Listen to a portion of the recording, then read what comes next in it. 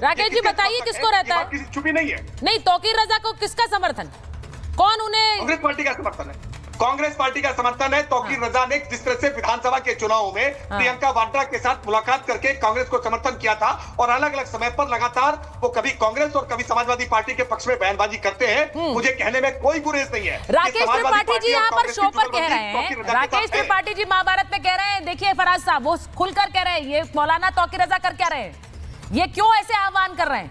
I love Mohammad के नाम पर वो एक शक्ति प्रदर्शन दिखाने की क्यों कोशिश कर रहे हैं? और जब मना किया गया प्रदर्शन नहीं है, फिर वहां प्रदर्शन क्यों हो रहा था?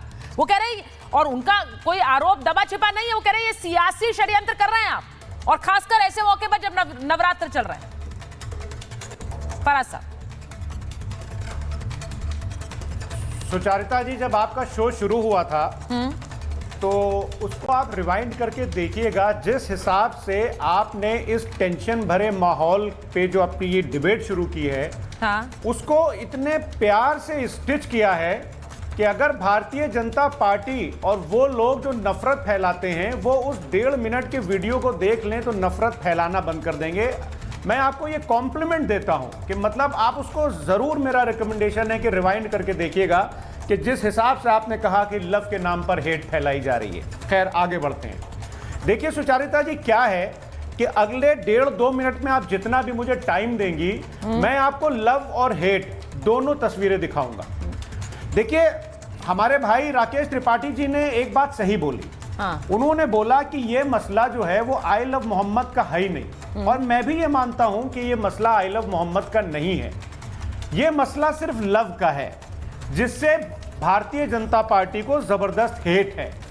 क्योंकि भारतीय जनता पार्टी के लोग, सुचारिता जी, ना तो इस देश के संविधान से लव कर पाए, ना तो इस देश के झंडे से लव कर पाए, ना ही तो इस देश के लोगों से लव कर पाए, और लव करने वालों के पीछे ये लोग 14 फरवरी को क्या करते हैं, किस तरह से उनके पीछे पड़ जाते हैं, उनको हैरेस करते हैं, ये दुनिया ने देखा। अब मैं आपको 2 तस्वीरें दिखाऊंगा। पहली, जो भारतीय जनता पार्टी हेट फैलाती है, ये इनके बड़े नेता हैं विनय कटियार जी, उनका एक स्टेटमेंट आया है और वो बोलते हैं कि there is no meaning of Dhanipur in Ayodhya, Muslims in this district should leave and go across the Sarayu river to other districts. यानी कि अगर इसका, मैं मानता हूं कि मेरी अंग्रेजी थोड़ी ठीक ठाक है, तो इसका अगर ट्रांसलेशन करिएगा तो उनके हिसाब से अयोध्या में मुसलमानों को रहने का कोई अधिकार नहीं है। नीलेश राणे जी कहते हैं कि हम मस्जिदों में घुस घुस करके मारेंगे, और इनके इंदौर के एक विधायक जी के सुपुत्र चले जाते हैं एक मार्केट में, शायद कपड़ा मार्केट है, वहां के जो मालिक लोग हैं, व्यापारी हैं, उनसे कहते हैं कि आप लोग अपने यहां से मुसलमान एम्प्लॉइज को निकाल दीजिए। तो मुझे लगता है कोई शायद 50-55 एम्प्लॉइज बेचारे निकाल दिए गए। वो लोग कमिश्नर के यहाँ गए भी थे उसकी रिपोर्ट करने, लेकिन वो रिपोर्ट हुई नहीं। जी, कपिल मिश्रा जी का बस मैं नाम जरूर लूंगा, क्योंकि भारतीय जनता पार्टी का जो एक कैरेक्टर है वो ये है कि आप बोलिए कि हम मस्जिदों में घुस घुस के मारेंगे तो आपको कैबिनेट मंत्री बना दिया जाएगा। कपिल मिश्रा जी के लिए कोर्ट ये बोलता है कि word Pakistan skilfully woven by Kapil Mishra to spew hatred for votes.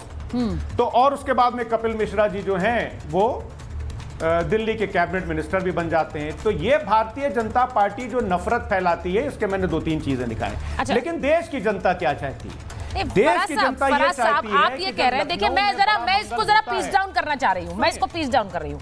वो ये कह रहे हैं कि मौलाना तौकीर रजा के पीछे कांग्रेस और समाजवादी पार्टी समर्थन करती है, इस तरह की आग लगाने की कोशिश करती है। आप ये कह रहे हैं बीजेपी के नेता तो खुद आग लगाते हैं अपने बयानों के जरिए, वो तो बयान ही ऐसे देते हैं कि वो कोई किसी तरह का कोई प्रेम ना रहे। मैं एक आम आदमी की तरह अगर इसे समझूं तो वो क्या संदेश लेकर जा रहा है? मैं स्टूडियो में जरा एक बार बताना चाहती हूँ, आचार्य राज मिश्रा भी आ गए हैं, मैं उसी पे आ रहा, नाजिम साहब हैं, मैं एक बार पूछना चाह रही हूँ, ये जो पोस्टर ले लेकर लोग आगे निकल रहे हैं और घरों से निकल रहे हैं, अपने घरों के बाहर लगा रहे हैं, मुझे ये कहने में कोई गुरेज नहीं है, और मुझे लगता है सबको कहना चाहिए कि भाई अगर कोई एक प्रेम भरा अगर कोई पोस्टर है, कोई अपने भगवान को याद कर रहा है, कोई कह रहा है आई लव महाकाल, कोई कह रहा है आई लव मोहम्मद, उसमें कोई दिक्कत नहीं है। लेकिन ये शक्ति प्रदर्शन और ये हिंसा कहां से आ गई है भाई? सुचारिता जी, एक बात ध्यान रखिएगा, आई लव महादेव करके कोई पत्थर लेकर के आपको हाथ में नहीं दिखा हो। कोई दिखा है जिसने पत्थर ले रखा हो हाथ में, जो पुलिस पर पत्थर फेंक रहा हो, जो पुलिस को खींच करके मार रहा हो, ये आपने नहीं देखा होगा।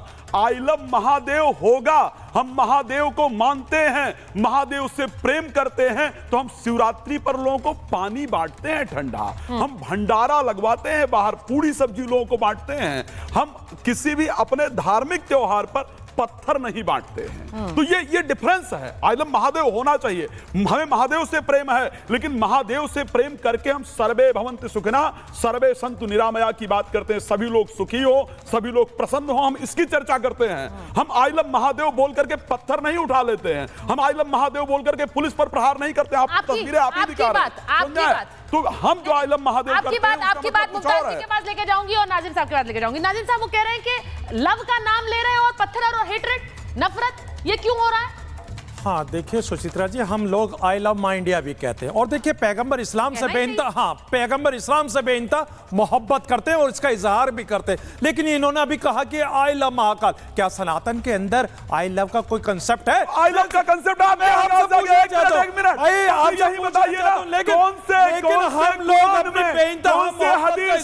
कहाँ लिखा है आई लव मोहम्मद भाई?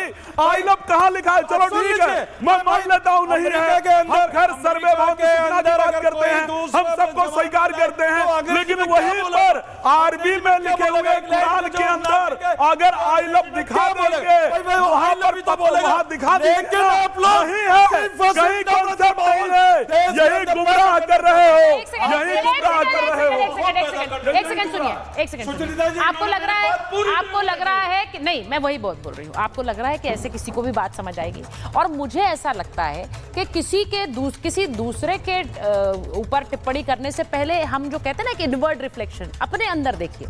मैं यही बात पूछ रही हूं कि जो भी अपने भगवान का नाम लेकर निकलेगा वो हिंसा पर नहीं उतारू होगा, और इसीलिए, और मुझे लगता है ये सब लोग सोचते हैं, चाहे वो आई लव मोहम्मद लें और आई लव महादेव लें। तो इसीलिए मुझे मैं ये कहना चाह रही हूं कि हम बहुत सावधानी से और बड़े ये सोचकर अपनी बात रखें कि हमें आने वाले समय में, भविष्य में क्या चाहिए। हमें सड़कों पर हिंसा चाहिए या हमें प्रेम और सौहार्द चाहिए? इसीलिए मैं कह रहा था, सुन लीजिए, एक मिनट बार अगर आप मेरी बात कंप्लीट कर लें, वो कंप्लीट, आचार्य जी वो कंप्लीट। देखिए मैं कहता हूं हम अपने पैगंबर इस्लाम से बेइंतहा मोहब्बत करते हैं, और देखिए सबको अपने आराध्य को सबको बेइंतहा मोहब्बत करने का अधिकार है। लेकिन ये क्या कहना कि भी हाँ पत्थरबाजी, भाई देखिए अगर देश के अंदर, सुन लीजिए, अगर देश के अंदर अगर ये कहा जाए कि भाई जो ये नारा लगाया हुआ जाता है, सुन लीजिए, नहीं जो इंपॉर्टेंट बात है मैं उसको कहना चाहता हूँ भाई, उस नारे के लेकर पुलिस वालों को मारा जाएगा और ये प्रेम होता है? जो देश के अंदर पुलिस को पत्थर मारोगे प्रेम होता है, जांच करके दंगा करोगे प्रेम होता है, भारत विरोधी नारे लगाओगे प्रेम होता है, कौन कर रहे हैं? ये है पत्थर लेकर प्रेम होता है, पत्थर लेकर प्रेम होता है भाई, प्रेम अपने घर के बाहर। अगर महादेव, एक सेकंड, अच्छा ठीक है।